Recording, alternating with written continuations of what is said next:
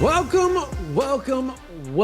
to another OU Insider Under the Visor Sooners podcast, powered by Riverwind Casino. My name is Brandon Drum. I'm here with Parker Thune. And it doesn't go a day without something, maybe a quote, maybe something that big has happened around the world of college football, particularly the University of Oklahoma. And we're going to get into all of that. Boy, it has been quite an adventurous experience for OU fans over the last several weeks. And by the way, on that note, Sooner fans, you deserve the ultimate, the most adventurous gaming experience as well. And that's where Riverwind Casino comes in. They've been the Metro's premier gaming destination for over 18 years with over 2,800 electronic games, table games, bars and dining options, plus the best live music in the Metro. It's no surprise that Riverwind is always a good time.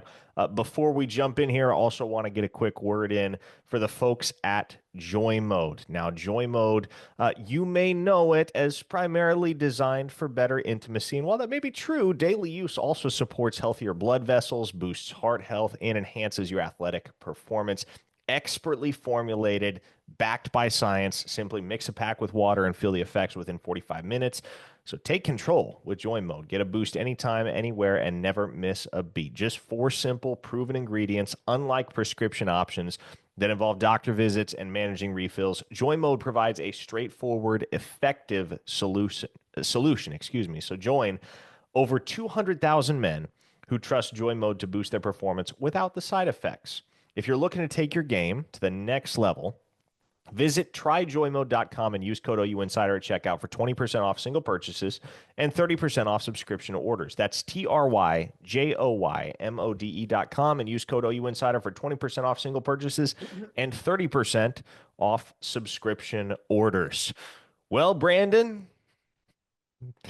you know, December, January, well, and you can even throw in late November. That is peak non-denial season in the college football coaching world. And boy, did we get one whale of a non-denial today. Oh, Jim Knowles. We're recording this on Saturday night, to be clear. Yeah, just it's going to go out knows. Sunday, but as we sit here, it's been, not much more than 12 hours since Jim Knowles, the current defensive coordinator at Ohio State, was asked pretty directly if he is at all inclined to potentially be the next defensive coordinator at the University of Oklahoma. And his answer was, and I quote, "Beat Notre Dame. That's all I'm focused on. These things happen, I guess, when you have success. Players are making plays. My job is to put them in the best position. These things come up when you do well." Hi, Zach Alley. Isn't that exactly what it sounds like? The only part, you and I talked about this earlier today on the phone, the only part missing is where Zach Alley came out and said, "I'm excited about what we have returning next year." Yeah, here was Zach Alley's exact quote. So file away what I just relayed, what Knowles said, and then consider it alongside what Zach Alley said a month ago, or close to a month ago, the day before he took the West Virginia job. He said, and I quote, "Every year there's going to be something that comes up with jobs and whatnot, man. But I'm just excited about our team. I think coming back next season, we're going to have a great opportunity to be successful, be a top defense in the country, and hopefully we got some young guys who can come along to help us do that." So Alley more specifically previewed his upcoming season at Oklahoma as opposed to Knowles teasing another season at Ohio State. But you see therein that theme of, well, it's just something that's naturally going to get talked about. But it's, again, very obviously not a denial. Wasn't a denial. Zach Alley, like you read the quote, he comes out, he's talking about, he made everybody believe that he was returning to Oklahoma and that his intention was to return to Oklahoma, when in fact he was struggling with how to tell Brent Venables that he wasn't going to return. I'll put it, like, going back to the Alley thing, I think it's something funny that I've never said publicly, but I'll say it now because I just don't give a crap. The night after the Navy game, there was a bunch of people walking around the team hotel. And I've had multiple people tell me this, by the way. They said he had his hat down. He was at the bar, like leaned over and like basically whispering in the phone with like a hoodie over his hat. Like he was like, I'm not gonna call him a Unabomber, but it looked like he looked like kind of they were like kind of looked like the Unabomber with like the hat down pulled over his, um, they could tell something was up. And I wonder how much you got to toe the company line, right? If you're Ohio State and you're a reporter, you're a player, you're a coach, you're not gonna tip the hand or cause any sort of public outcry before the Well, national title game, and right? here's the other thing to consider too. And I know there have been a lot of people scouring Ohio State message boards throughout the day, trying to gauge how they feel I'm about raising my all. Yep, hand. yep. Drum just put his hand up. Yep, you're in that camp certainly. But consider this: Rivals if you one was funny, by the way. if you cover Ohio State, where is the majority of your sourcing going to come from? The Ohio State football Mhm. program and athletic department. Much the same way that since we cover Oklahoma, Yeah, our sourcing comes from the Oklahoma football program and the Oklahoma athletic department. they were all So surprised Allie left, I right? promise you, Yeah. what you're going to read on Ohio State message boards for the next several days is there's not a whole lot of concern that Jim Knowles takes the job at Oklahoma. If it Hmm. comes down to it, they'll make a better offer. They'll retain him. They'll do what it takes Sounds because familiar, that's right? the message that's going to get sent from the Ohio State Athletic Department. Again, once you understand how this all works, and I'm peeling back the curtain a little bit, doesn't mean those Ohio State reporters are wrong or misguided. All they can do is just report what they're told, right? But I guarantee you, for the next few days, what you're going to see is you're going to see one narrative on the OU side, you're going to see one narrative on the Ohio State side. Mhm. As to what the outcome is going to be, I don't know. That's to be determined. But if you're expecting to, by Monday afternoon, arrive at some sort of consensus based on your stalking of the various message boards all over the internet that cover Or the both Oklahoma and follows or Ohio anything like State, that. Yeah. that's probably not going to happen. There's Yeah. probably still going to be some healthy disagreement from those two camps as to what is actually going to happen here. Yeah, I'm one of those guys. I'm guilty of the who are they following? Did they just follow somebody that and you try to That can connect get the dots. dangerous. Yeah, that's It a it slippery does. slope. It's a slippery. I get caught sometimes in my head. I don't ever report off that, but like I catch myself going, okay, well they follow this person follow them, and it's like it's a it's a it's a tangled web that just is it's a struggle to get out of it too once you start going down that road. But And if it isn't already happening, and I think it is, if it isn't already happening, what's going to start happening more and more is that coaches and administrators are going to get caught up to speed with the follow tracking that occurs. Mhm. And there's going to be some intentional subterfuge Yeah, to try probably. and confuse people Probably who already follow happens, track. to be honest. It Oh, probably already I'm happens. convinced it does. I'm Yeah. convinced it does. I mean, it doesn't matter enough to get into specifics here, but I'm fully Yeah. convinced that that is actively happening. Yeah. Look, at the end of the day, this is one, if you're an Oklahoma fan or an Ohio State fan, you're not going to get any. Now, I want to rein that back a little bit. I'm going to say if you're an Oklahoma fan, you're probably not going to get an answer to the question that you want to know is that Jim Knowles going to be the defensive coordinator for Oklahoma in 2025?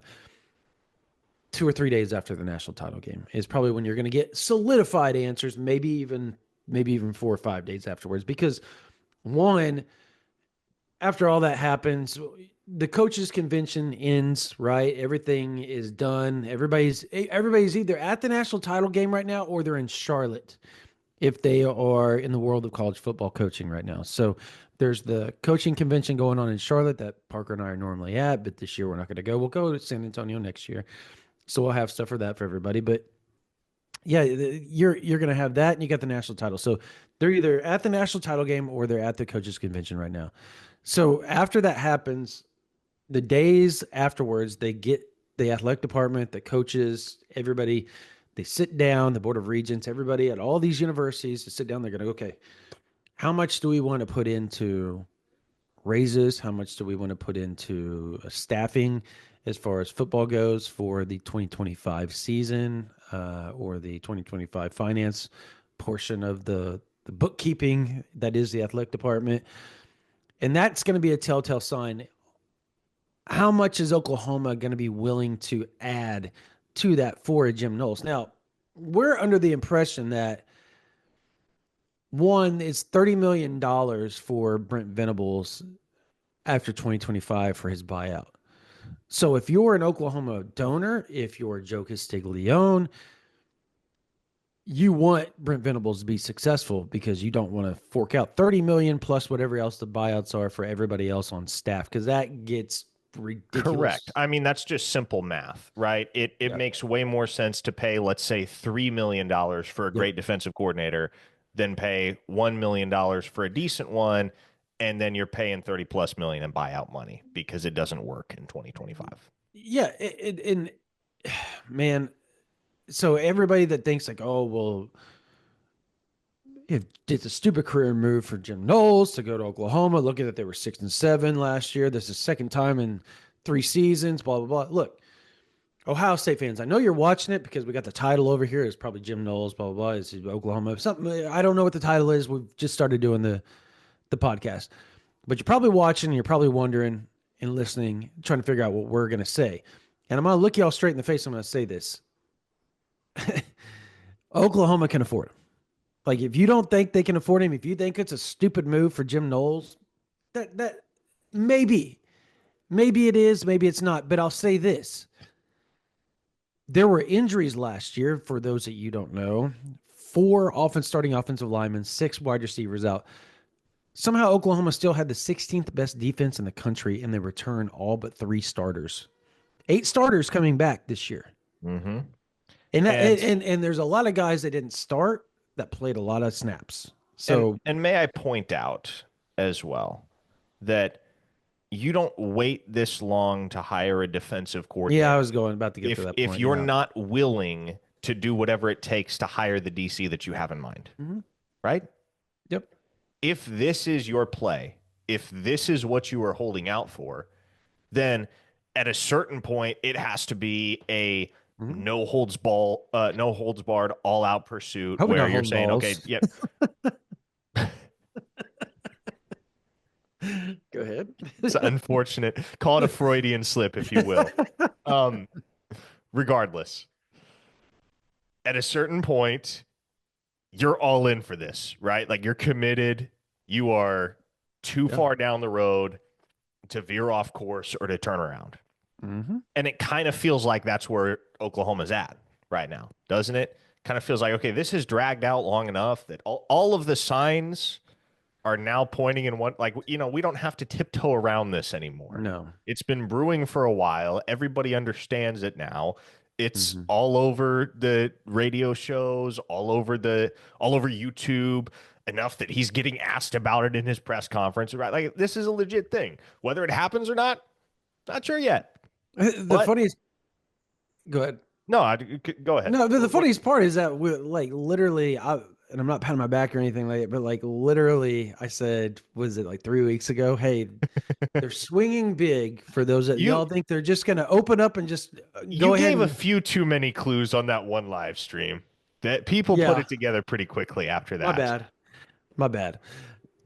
Regardless, my point is that if it was somebody like, let's say, a West Goodwin, right? If it was somebody like that, that he was the front runner for the linebacker position, and Brent Venables was just going to call the plays moving forward, um, the hire already would have happened. And I'm not saying that Goodwin is out because I don't think he is. I think they're swinging for Knowles. If that doesn't happen, I think they're going to get Goodwin, and I think they're going to be content with that.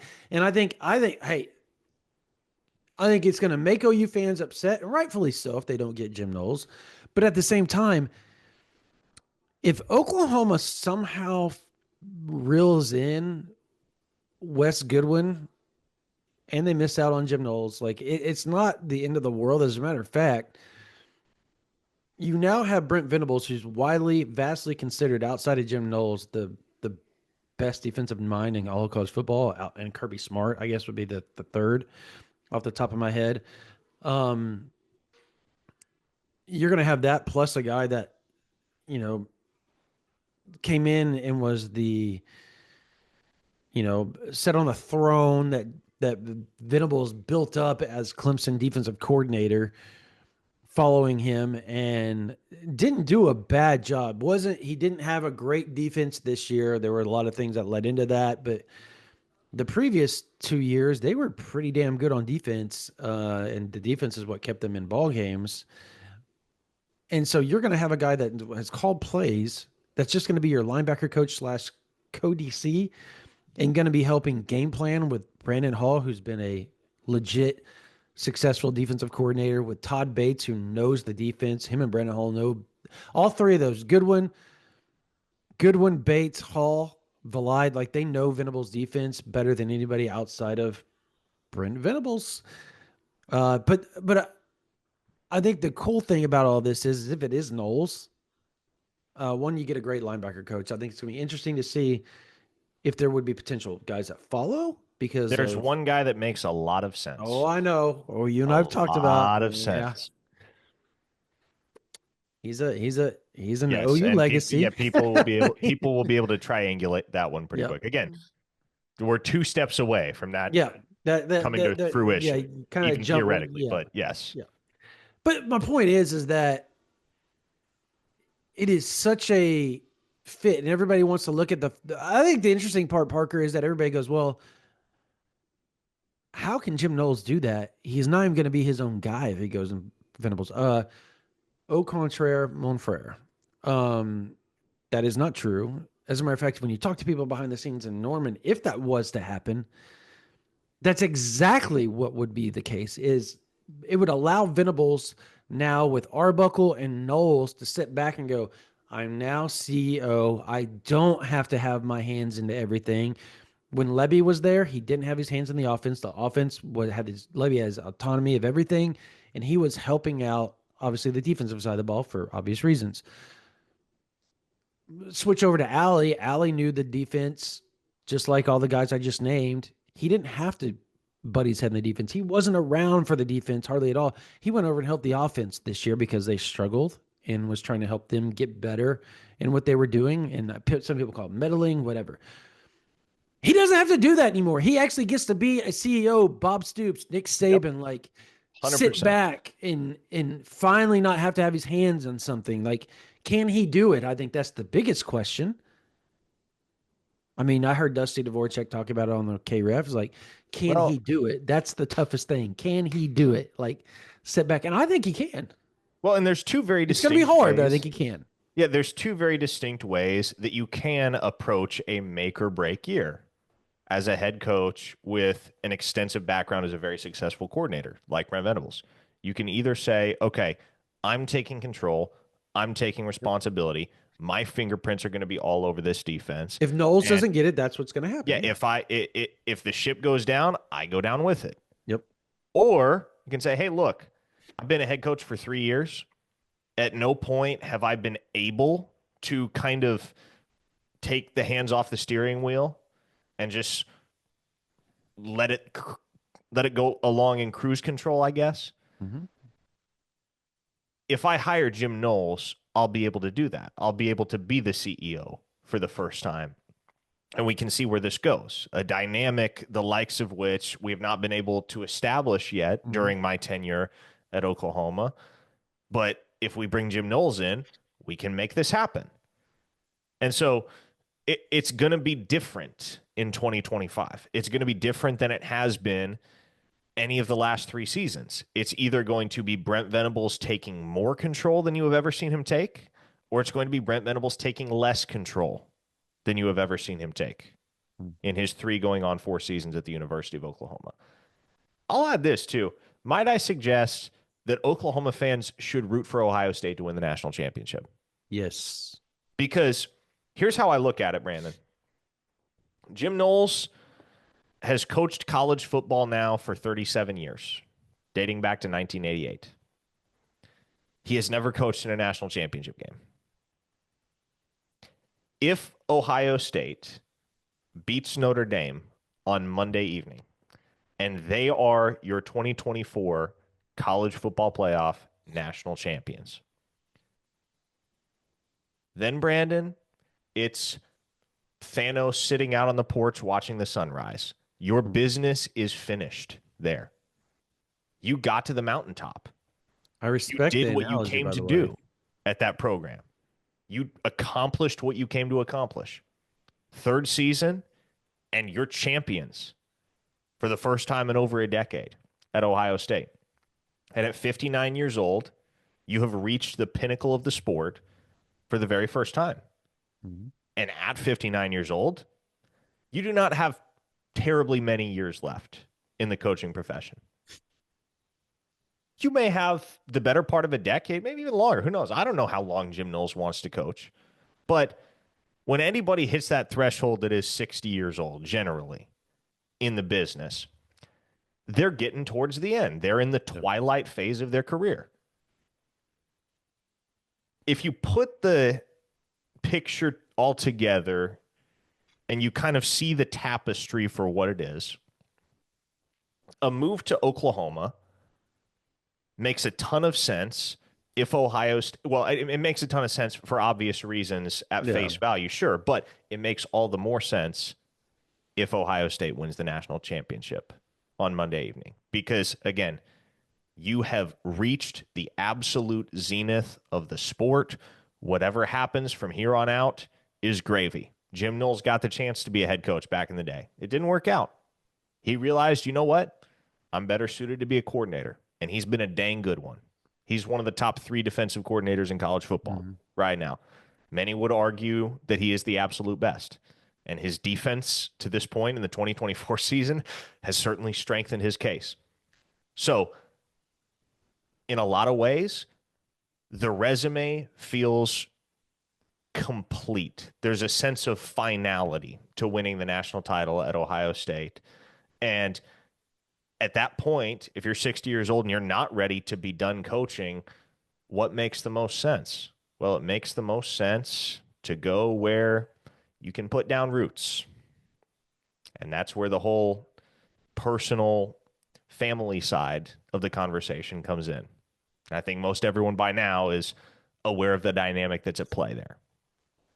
Yeah, well, I totally agree with all that, by the way. I think it makes everything easier. Um,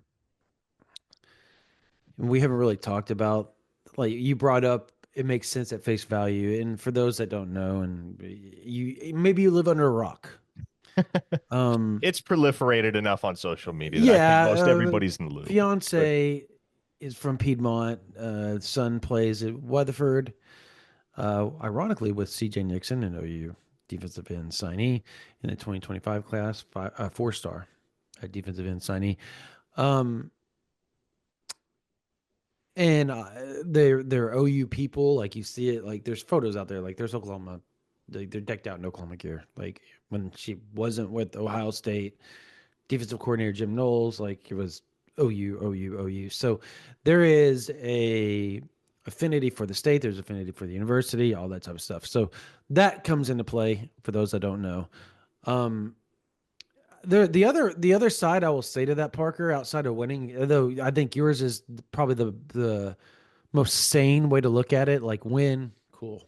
I can now go and help Oklahoma regain their stature if that's what he chooses to do. Like you and I will not be surprised if he chooses to stay at Ohio State, or either decision is will not shock us at this point as things stand today. But especially because naturally, and I think yeah, this is a misconception for so many people.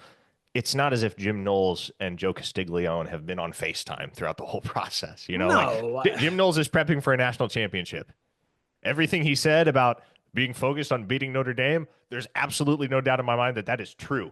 He is not the one engaging with Oklahoma, his nor yeah would he his be. yeah his agent it's usually the agent doing all the legwork there. Now we're not going to sit here either and say that they've never spoken. And I'm not talking like Joe C. I'm saying like if we can't verify BV and Knowles have spoken or haven't spoken. I mean, Yeah, Common coaching world sense is an say, intimate circle. It yeah, really common is. sense says they probably have. I'm just saying, like, common sense says they probably have now. And when that's not a report, that's just we're just saying common sense says that. So, Yeah, a lot of these um, guys, especially the guys at the yeah, they're top, they talk friends. amongst each other a lot. Yeah, They they do. run a similar defense, and I think that's the other thing that people need to realize is that outside of the verbiage, it would be a fairly seamless transition into how they do things. And obviously, Knowles would just change his verbiage to Venable's verbiage if that was to take place. And I've been told that by multiple people. So, um, look, the other way to look at it is if you're an Oklahoma fan and you really want Ohio State fans to be like, yeah, screw it. And Ohio Day to be like, yeah, I guess it wouldn't be that big of a deal if he left, as if the defense gave up like 35 points. You know what I mean? Like, and we all know that that's not What Knowles' if Notre Dame defense. hangs a 50 burger on the I one mean, national hey, championship again? And then all the OU fans are like, we don't want him. yeah, well, that would be stupid, OU fans. I'm just gonna sit there and say, like, that was like in 2004 when everybody was mad at Venables for giving up 55 to the first NIL team ever created in the USC 2004 squad, because that was they all had their apartments bought, they had all sorts of crap done for them to make that roster. That defense was still amazing. It was still one of the greatest defenses in college football history. 2003, 2004, those was amazing defenses. So, um, yeah, that'd just be insanity to sit there and say that. But yeah, I think, but from Ohio State perspective, I think they would be like, okay, cool, yeah, but we'll find somebody that will win the big game and coach defense in the big game, and they're not worried about having one foot out the door, because that's what the accusations would be if they got blown out too, was that Knowles' head was in Oklahoma and it wasn't at Ohio State. You know what I mean? Like that's Yeah. the distractions. So all of the things, there's a lot of different layers to this national title now that this was brought out and put out into the ether, into the national audience. Now there's another little layer, there's another little storyline that people are paying attention to, is how dialed in is Jim Knowles. Yeah. Well, and you know what's interesting? And I'm not saying this means anything. I just think it's a funny contrast. From the time that Ben Arbuckle's name was connected to the vacancy at Oklahoma through the remainder of the season, Washington State went 0-3. Ever since Jim, Parkin, ever don't do since that. Sorry, Buckeyes fans. He said, ever since Jim Knowles' name, well, and I don't know when it was that his name was officially connected to the vacancy at Oklahoma. But let's go back to when you dropped some of those very obvious hints on the OU Insider live stream a couple weeks back. mm-hmm. Ohio State has 2 wins, and they're very convincing ones. Yeah. So maybe it's good luck that Oklahoma and Knowles are, you know, the art. One thing, if you want to go back to the Arbuckle thing, is like everybody kind of knew he was going to be the guy, but it was never a done deal. Um, I saw somebody on Twitter today, and they seem fairly reasonable. I don't know how much validity I would put to him, but they were trying to put out there that they felt like it was already done, like Knowles to Oklahoma was already done. Like this is done. Like sorry, Ohio State, and they were not an OU person at all. And I was Yeah, like, well, what in the and world? Like if you I don't believe that, by the way. if you read Knowles' comments and kind of compare it to similar comments over the years from coaches that have been asked about a vacancy, like it's easy to see why you would think that. It's easy to see why you would read those comments and think, "Oh, Jim Knowles is going to Oklahoma." There it Oh yeah. is. And you But have I think the funniest part is how Ohio State fans, it's like the emotional swings from one side to the other are hilarious right now. I love you. Like Ohio State, Florida and Ohio State were my, outside of Oklahoma growing up, those were the other two schools I just loved. Sans Tennessee, Peyton Manning, because I've always been such a big Peyton Manning guy. But man, you have the side, and I sent you guys a couple of screenshots where they're like, I don't know how they get to where they get with their connecting the dots of Jim Knowles staying, but they were like, Parker, you read them. Some of it was like they were like way out there. I'm like, oh, that doesn't even make any sense. One, what you're saying is not true, mhm. particularly from the OU side of things.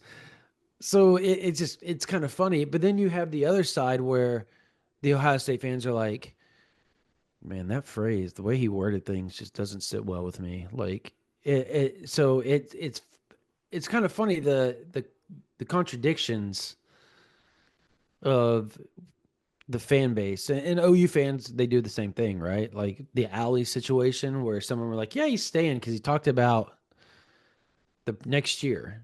You know what I mean? And well, and like here's the thing though. I'm not necessarily suggesting there's a 100% correlation here, but when a coach is not interested in another job and not considering another job, generally that like the example that always comes to mind is Dan Lanning last year when asked about the Alabama vacancy. You remember what he said? Mm. He boy, he was blunt with it.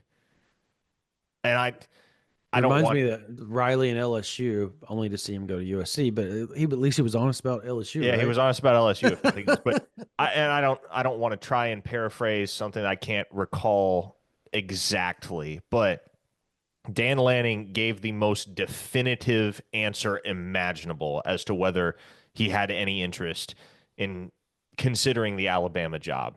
Basically, no. Oregon is where I want to be. I'm I don't have eyes on any other jobs. This is the one for me. This is where me and my family are going to be. And nobody questioned, okay, like might he still be in the mix for the job? Nobody was still asking that question after Dan Lanning gave that answer. And similarly, or I shouldn't say similarly, I should say in stark contrast to that, you think about the way that Lincoln Riley talked circles around the rumors connecting him to other jobs for weeks and weeks and weeks. You And want me to read the statement from Lanning? uh, let's go there in just a second. Okay.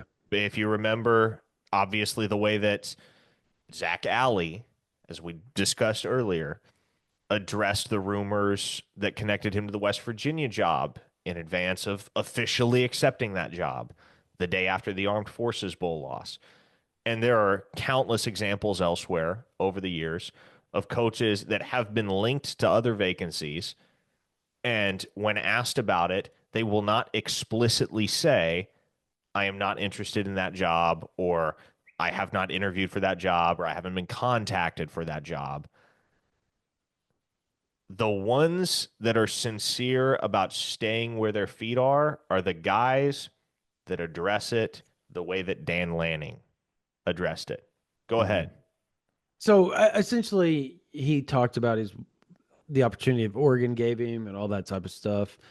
But and obviously Rob Mullins, the athletic director, the administration, and everything they've done for him, the cutting edge, and everything that Oregon. But what you're talking about was the last part of his quote, and it said this: "I've lived in 8 different states. I'm tired of moving." Right?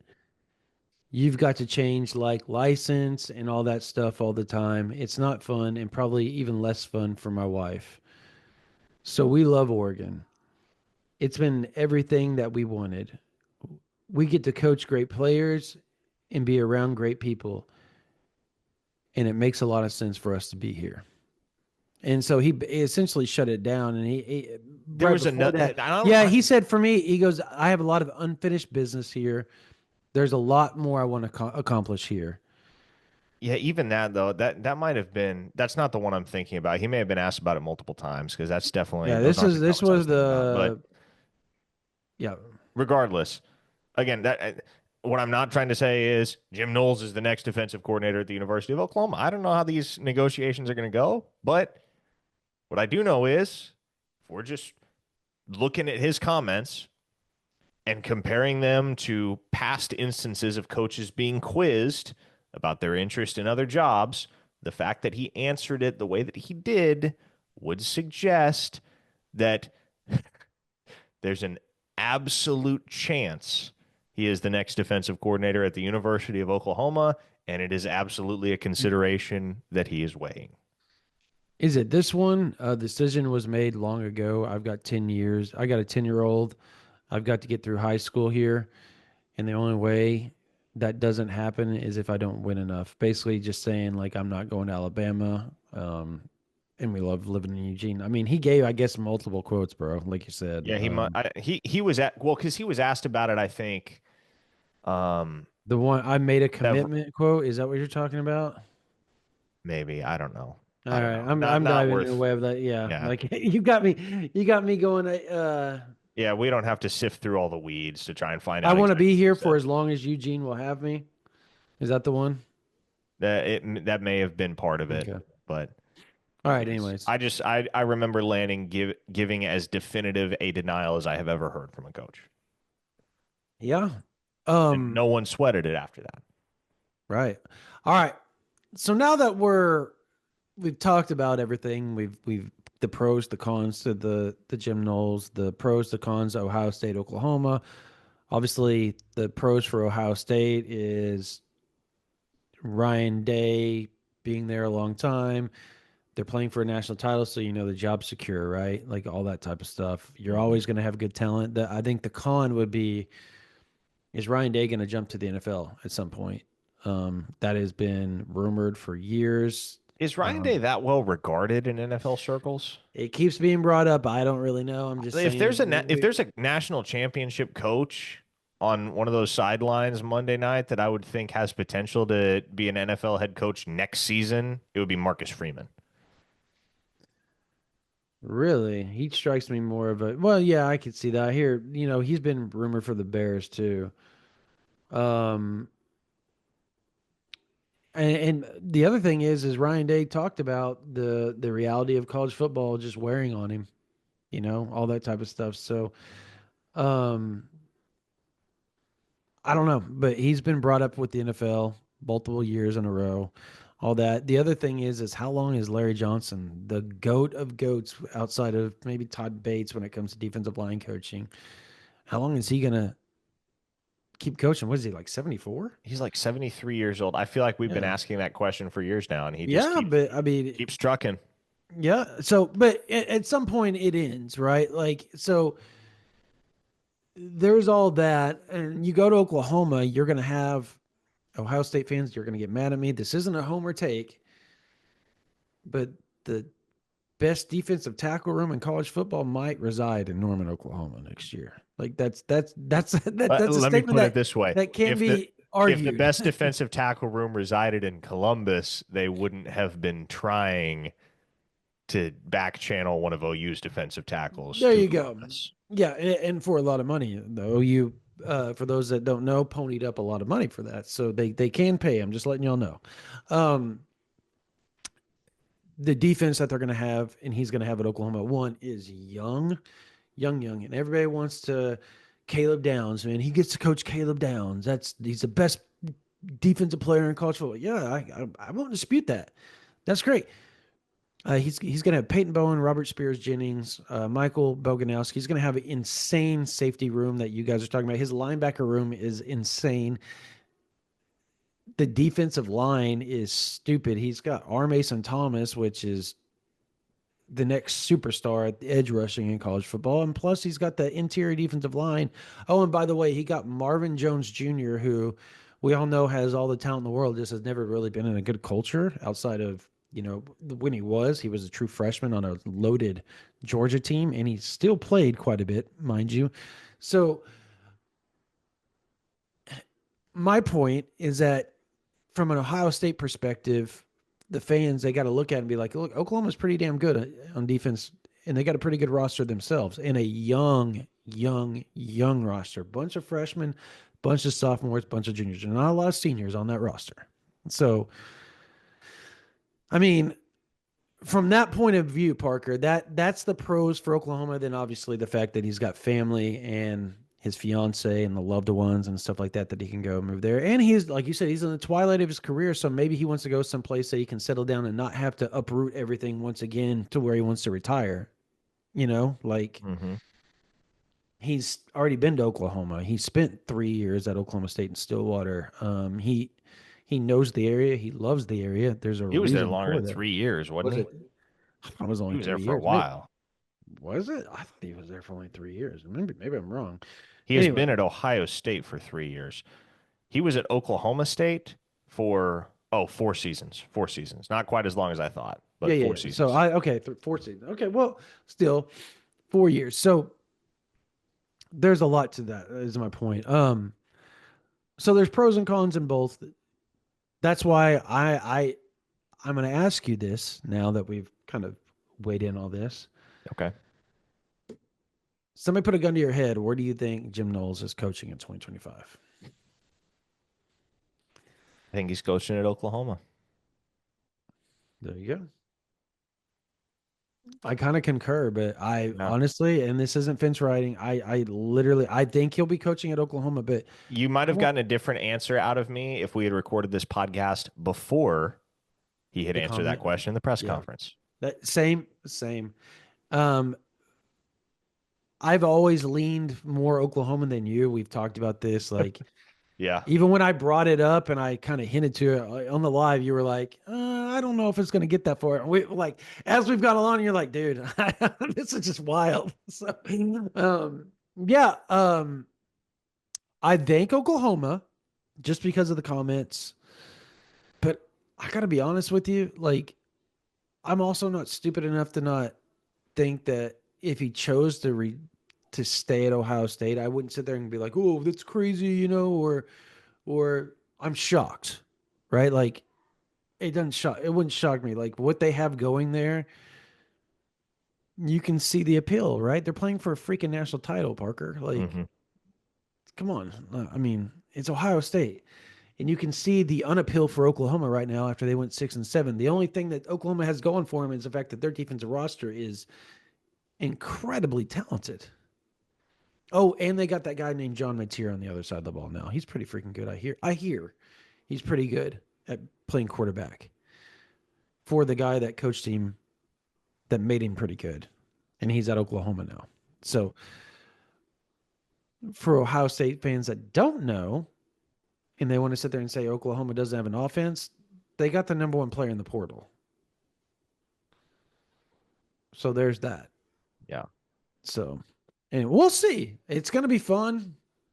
Either And way, I think it's a win-win. Even if it's Wes Goodwin at the end of the day, it's a win-win for Oklahoma. and this is a much broader conversation that we'll probably be compelled to discuss in a later podcast, but it might just be a wild few months ahead in college football in general because if you've been Mm. following the Xavier Lucas saga, It's so stupid.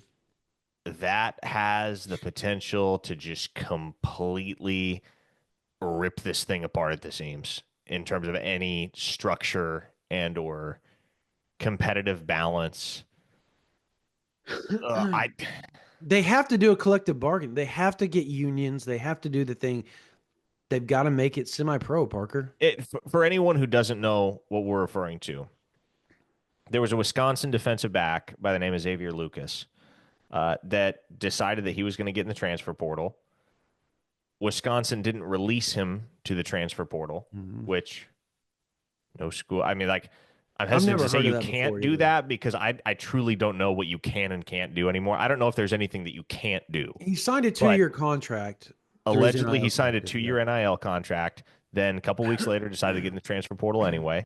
Wisconsin didn't release him, didn't file his paperwork to get in the transfer portal. He retained legal counsel and mounted a legal challenge to Wisconsin's unwillingness to release him to the transfer portal. And then at a certain point, he just said, "Well, screw it, I'm out. I'm going to enroll at Miami." And so naturally, Wisconsin was like, "Well, you can't do that. You can't do that if you're in the transfer portal." And he said, "Bet I can and I will." And then the NCAA's response was, "NCAA rules do not prohibit student athletes from unenrolling in an institution, enrolling in another one, and being immediately eligible." So basically, what Xavier Lucas said was the transfer portal doesn't exist. And Wisconsin said, "Yes, it does." And he said, "No, it doesn't." And the NCAA said, "No, you're right. The transfer portal doesn't actually exist."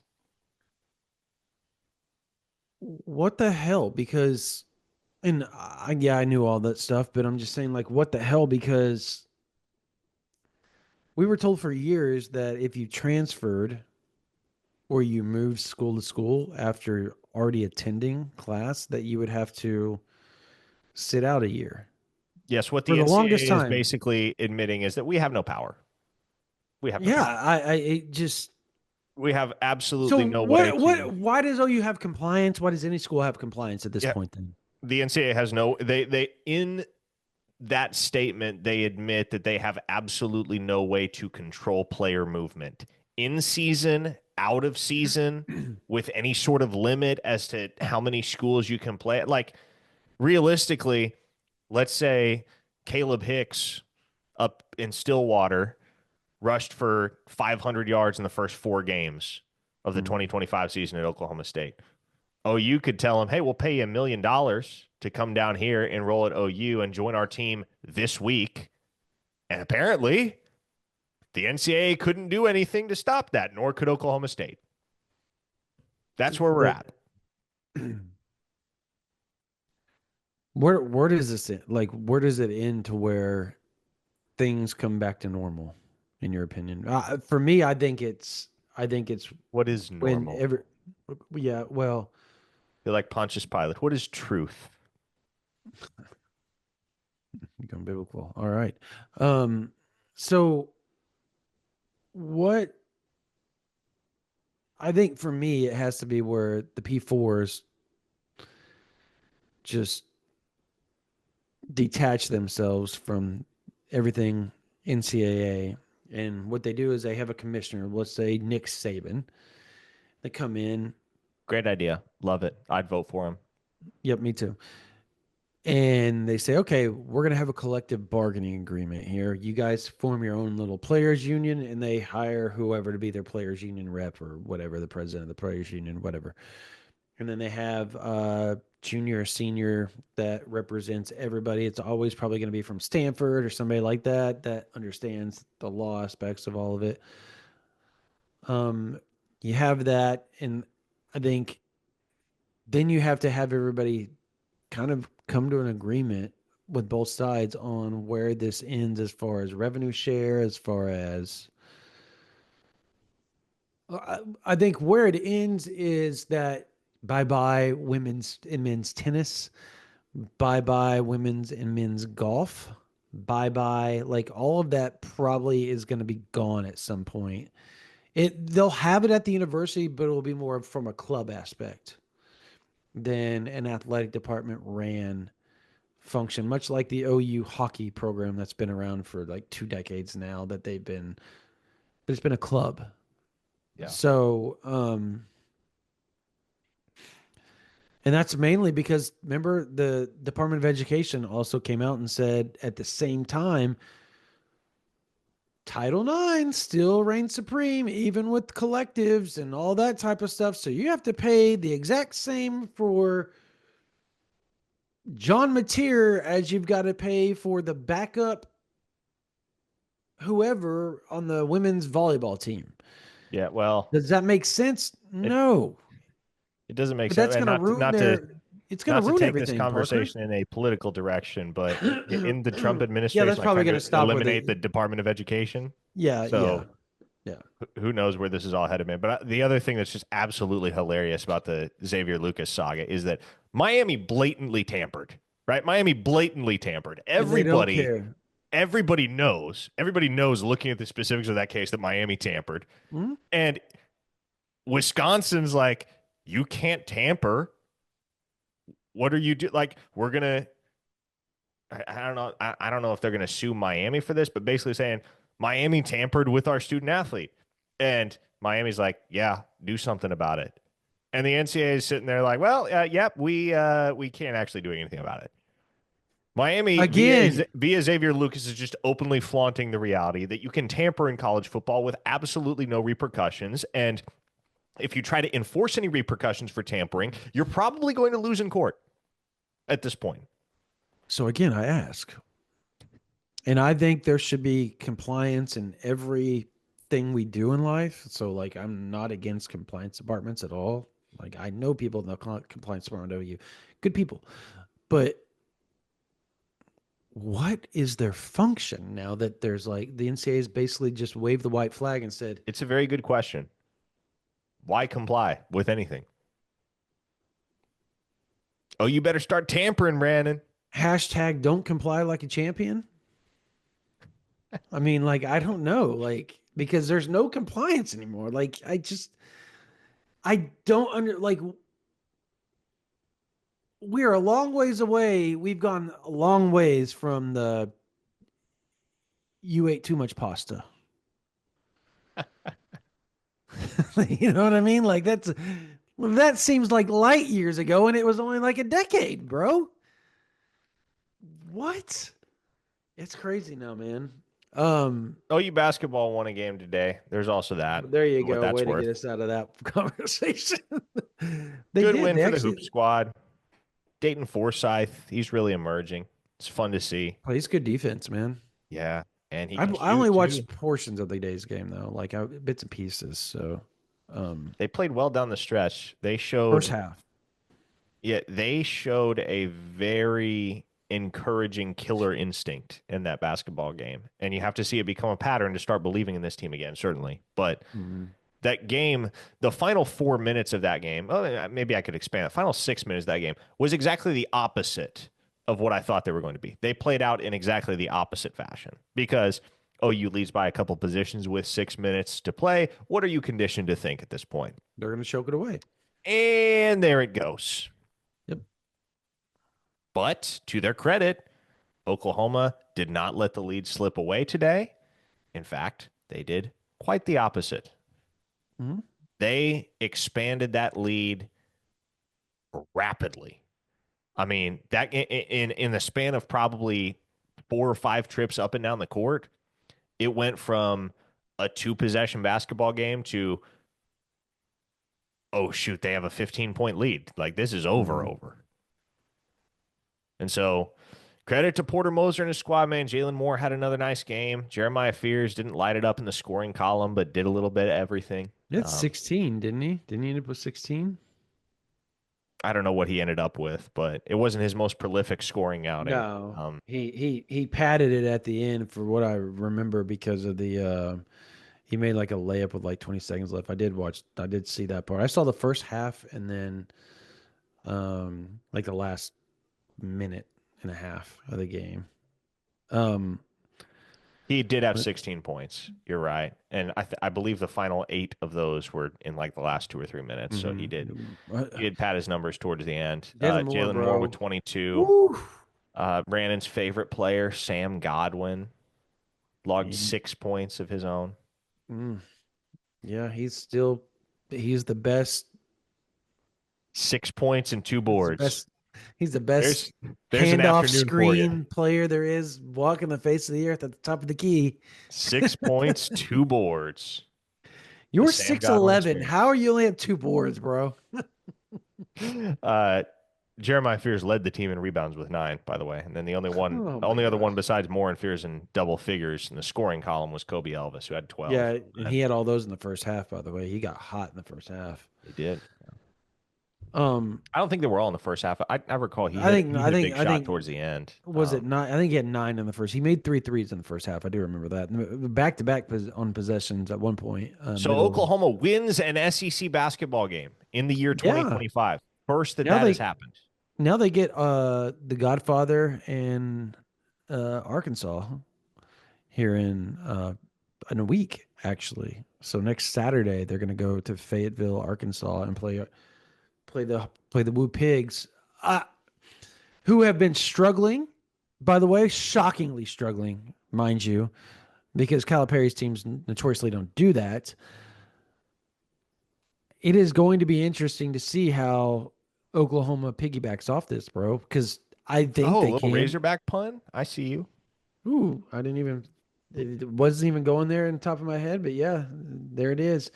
Look, um, OU with their schedule, like if you look at it, it kind of sucks for them because they go to Arkansas, which is fine. Like I think they can win that game. I'm not guaranteeing it. I'm not predicting it at this point, but I think they can win it. Then they have to go to A&M, which is an L, right? Then you get Vanderbilt at home, which sounds easy at face value when you read it there, but they beat Tennessee today. So there's that. That's not going to be easy, but I think they win that. So you're looking at what, 16-5 at that point? And then after that, Parker, your next two games are Auburn and Tennessee. This schedule gets vicious at a certain point. Vicious. That's why, it's good that they won today. They had to win today for so many reasons. South Carolina, that's not a world beater of a basketball team. And honestly, and this goes back to the Texas A&M game last week. That was a game they had to win too. Because if they wind up on the outside looking in, the tournament, that game was right there. It was there for the taking, and they choked Mhm. it away. And there always seems to be a game or two like that in conference play every year for Porter Moser's teams. A game where you just can't figure out come the end of the contest how they managed to let that one slip away. But you got to make it count. You got to get in the win column against teams that you should beat. Oklahoma was a home favorite against South Carolina. I believe they were 7, 8 point favorites. Won the game, won it running away towards the end. It was close throughout, but obviously they open up a big lead, win by 20 when all is said and done. Mhm. And so that's something, man. There was some life in that building today. Dayton Forsythe, again, I go back to him. He has been a really nice spark for this team the last two games. I would like to see him more. And then ultimately, it comes down to whether your two stars can keep playing like stars in Jeremiah Fears and Jalen Moore. That's what's going to give you a chance against Yeah. this brutal SEC schedule. The how do you Muhammad? Is it Wagyu? Is that you Wagee. pronounce Wagi? I wish it Wagi. was Wagyu, but it's I do Wagee. too. Wagi. I I think if you could just somehow figure out a way to rotate him and Jalen Moore down low, I think in a perfect world, if you could get Yaya Kiata to play and play well at some point, that would I be I don't want to see just that guy. just from an athletic standpoint. He's really not that athletic at all. Well, neither is my favorite player, so I'm digging I'm digging Fair in. point. I'm trying to find a way around it. I would love cool The two attack to be athletic healthy. big men that they have Yeah. right now, and one of them isn't even really a true big man, but like Wagee has size and athleticism, and Moore has size and athleticism, and What about that's what about cool attack? haha cool attack. He's too skinny. He I mean, is. he's always been a very clear red shirt guy. Yeah, I know. I'm trying to figure out so what for those of us that I don't know. So what is the issue with Jacob Cole and what is the issue with Jeff Nwankwo?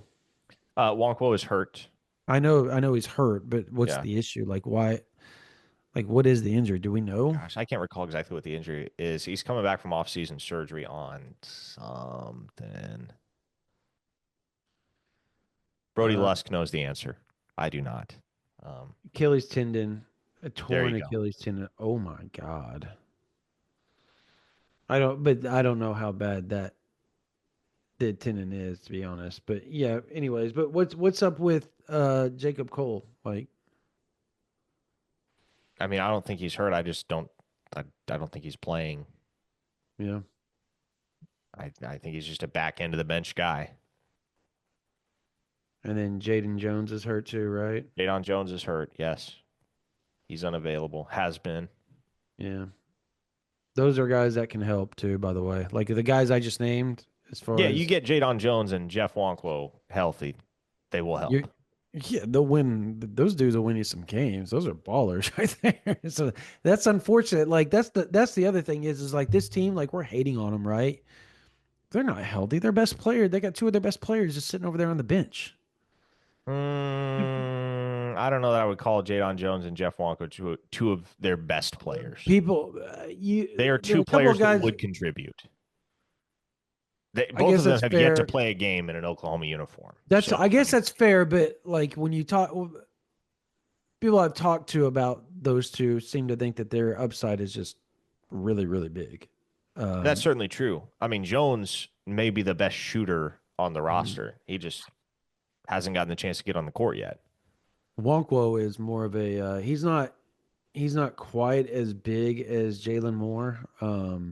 or Yeah, but remotely. he's like the same type of freakish athletic Yep, dude. yep, Like he went to Tulane to play wide receiver before he yep, switched back to basketball. yep. There, that was where I was kind of where I was going at. Is that he can do a lot of things. He's a load trying to drive down the lane. Like you will move out of his way, essentially. A lot like Jalen Moore. Like when they go down the lane, like people kind of the Red Sea kind of parts. Yeah, Caden, my oldest today goes, man, Jalen Moore, he's going to be a first round draft pick, Dad. That's what he believed. I said probably middle second round guy, but still, if they don't make the tournament with a lottery pick and a mid second round guy on the same squad, Sayonara. bye. Yeah, Yeah. bye. So better figure it out. All right. I think we've talked enough on this. Sorry we didn't talk any recruiting, but there's a big junior day that we're going to discuss this weekend or Got a this week. whole off Yeah, season to we got a talk whole recruiting. We'll do that. live that we're going to talk about. There's a big junior day coming up next Saturday. And because that big junior day is coming in, and there is a lot of big names in 2026 coming in, by the way, and 27. And guess what? Those are the classes that are here now. I know that's hard for people to wrap their heads around, but 2025 is done. It's now on to 2026, and Oklahoma is working on loading up and putting pieces around Jaden O'Neal, who just won the most outstanding quarterback award at the Navy National Combine this past weekend, or 10 days ago. Um, yeah, if you're not a member or subscribe to this YouTube, it's free. Subscribe to all the podcast platforms. Give us 5 stars. Give us thumbs up. Also, if you're a college student, .edu, or an active duty military, .edu. If you have a .edu, you're a college student, or you have an active in your active military and you have an active military email us ouinsider@rivals.com. We will send you a promo code to get OU Insider for $11.95 for the whole year. That's less than $1 a month. Again, you have to email us from a .edu and your active military account, and we will send you a promo code to get OU Insider for a whole year for $11.95. We're trying to help you guys out. We thank those for their service, and obviously the college students. We understand the financial struggles you guys go through. The rest of you, $9.95 a month, $99.95 for the whole year. Trust us. It's worth it. It's been a lot of fun over the last few weeks, last few months on OU Insider. We've grown substantially. We continue to grow. Thank you guys so much for that, man. We do it because of you all. We don't have a job unless you OU fans, well, you guys love OU so much. You guys help us be employed, and we are so blessed to be able to do what we do. So thank you, thank you, thank you again. $9.95 a month, $99.95 for the whole year. Join the thousands and thousands and thousands of OU fans that are on there. I mean, it's such a busy, busy, busy website and message board. So many OU fans talking. You start your own thread. Parker and I talk to you all the time on there. So it's a fun little place to go to. Parker has notes up there on OU Insider VIP. I've got notes up there. We got a chat going, all that. So come join us. All right. That's going to do it for this version of the OU Insider Under the Visor Sooners podcast powered by Riverwinds Casino. For Parker Thune, my name is Brandon Drum. You guys have a blessed day.